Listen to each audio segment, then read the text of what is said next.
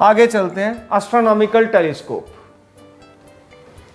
अब astronomical telescope जो है इसको हम यूज करते हैं to see the heavenly bodies, जो मान लो स्टार्स हैं, ऊपर गैलेक्सीज हैं, इनको देखना हो तो, प्लैनेट्स को देखना हो तो इनको देखने के लिए हम यूज करते हैं एस्ट्रोनॉमिकल टेलीस्कोप। तो एस्ट्रोनॉमिकल टेलीस्कोप जो है देखा होगा कुछ ऐसा ऐसा आपने,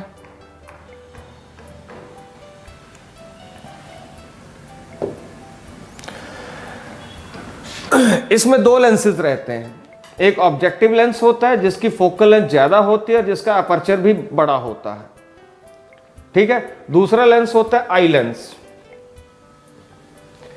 इसकी फोकल लेंथ स्मॉल रहती है और इसका अपर्चर भी स्मॉल होता है। तो कितने लेंसेज होंगे इसमें? 2 लेंसेज होंगे, वन इज ऑब्जेक्टिव लेंस।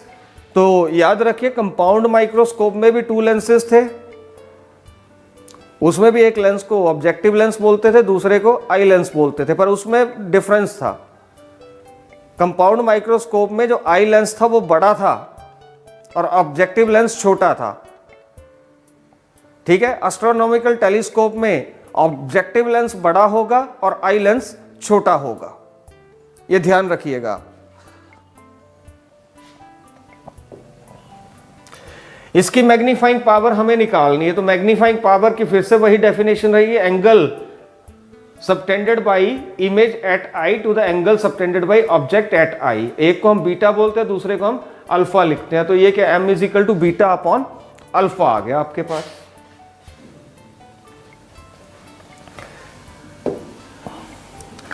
ठीक है, मैग्नीफाइंग पावर जब image formed at least distance of distinct vision,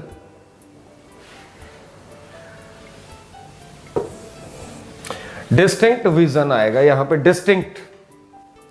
तो m is equal to beta upon alpha, फिर से हम वही बोलेंगे कि if angles are small then beta is equal to tan beta, alpha is equal to tan alpha आ जाएगा। ये रे डायग्राम है। अब इस केस में भी क्या है, ऑब्जेक्ट कहां पे है, बहुत दूर है। तो अगर ऑब्जेक्ट दूर हो तो उससे आने वाली रेज को हम पैरेलल रेज लेते हैं, और ये पैरेलल रेज आएंगी, यहां पे रिफ्रैक्शन होगा, यहां फोकस से पास करेगी, ठीक है, यहां मिलेगी। दूसरी रे ऑप्टिकल सेंटर से हम 2 रेज ही लेंगे, यहां पे आके मिलेंगी, और जो बड़ी दूर ऑब्जेक्ट है, कोई स्टार है या कोई प्लेनेट है या कोई गैलेक्सी है, उसकी इन्वर्टेड इमेज यहां पे बन जाएगी, जिसका नाम मैंने रख दिया AB। इसमें भी वैसे ही है। अब एक ray parallel to principal axis जाएगी,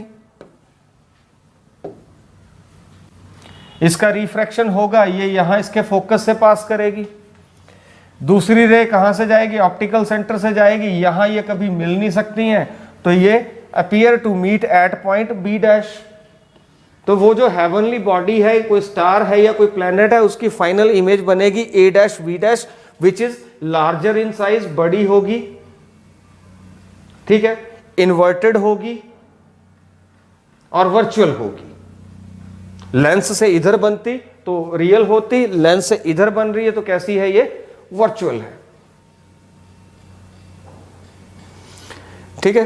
तो इसकी मैग्नीफाइंग पावर भी निकालते हैं। तो जो हम बोल रहे हैं कि फाइनल, अब जो फर्स्ट केस हम ले रहे हैं, final image is formed at least distance of distinct vision,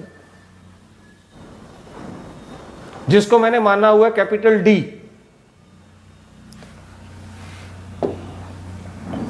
तो फिर इसका क्या आ गया, m is equal to tan beta upon tan alpha आ गया। अब tan बीटा आपने निकालना है, ठीक है। तो राइट एंगल ट्रायंगल आप कौन सी ले लोगे, AC1B ले लोगे, AC2B ले लोगे tan बीटा निकालने के लिए। तो tan बीटा क्या आ जाएगा आपका, AB अपॉन AC2। देखते हैं कैसे। tan बीटा निकालना है तो you have to take this triangle ABC2। तो tan beta perpendicular AB upon AC2 आएगा। tan अल्फा निकालना होगा अगर आपको, तो अल्फा निकालने के लिए आपको कौन सी ट्रायंगल लेनी पड़ेगी, ABC1।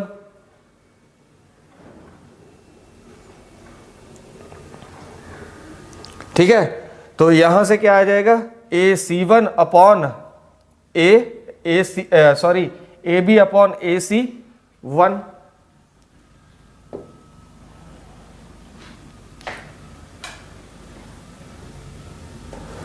ठीक है, इन दोनों को आप सब्स्टिट्यूट कर दो,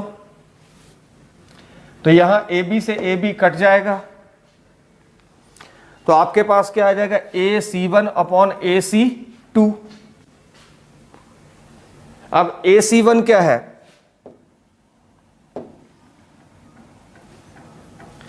ए सी वन ये जो ऑब्जेक्ट था इसकी इमेज बन रही है, ये इन्वर्टेड ए सी वन, तो ये आ गया डिस्टेंस ऑफ इमेज, और डिस्टेंस ऑफ इमेज को क्या लिखेंगे हम, ऑब्जेक्टिव लेंस बना रहा है तो इसको वी नॉट लिख दिया, और ये कैसे आएगी, पॉजिटिव आएगी, क्योंकि रे ऑफ लाइट भी इधर को ही जा रही है। ठीक है, दूसरा आपके पास क्या था, दूसरा आपके पास था ए सी टू।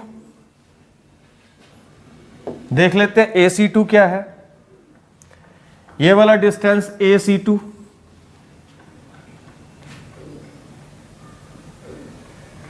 ओके, ये इस लेंस के लिए ये क्या है, ऑब्जेक्ट है।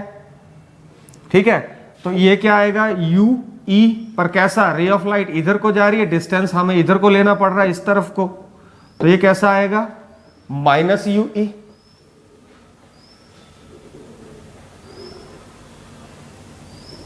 ओके, तो मेरे पास एक क्या आ जाएगा, वी नॉट आ जाएगा, और दूसरा अपॉन माइनस यू ई आ जाएगा। इसको मैं इक्वेशन 1 ले लेता हूं। अब आई लेंस के लिए फिर से मैं लेंस फॉर्मूला यूज करूंगा।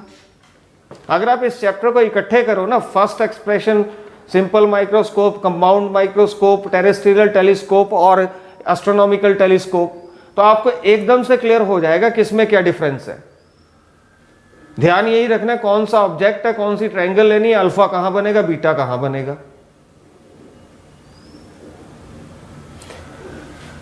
तो आई लेंस के लिए हमारा आ गया 1/f is equal to 1/v minus 1/u। अब हमारा केस क्या है कि जब इमेज बन रही है at least distance of distinct vision, means v is equal to minus d. ठीक है, और u आई लेंस के लिए u is equal to minus u e.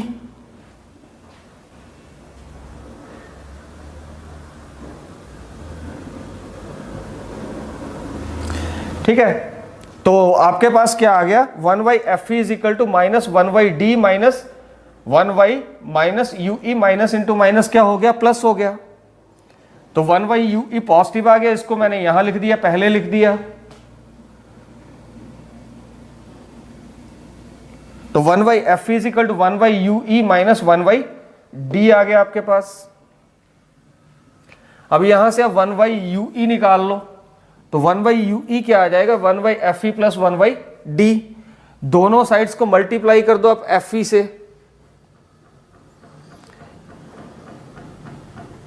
ठीक है, या ऐसा कर सकते हो कि f ई को आपने कॉमन ले लिए, बात एक ही है, जैसा पिछले एक्सप्रेशन में किया था यहां वैसे ही है। तो 1/u ई क्या आ गया, 1/f ई इंटू 1 प्लस f ई अपॉन d, जैसा लास्ट एक्सप्रेशन में भी था।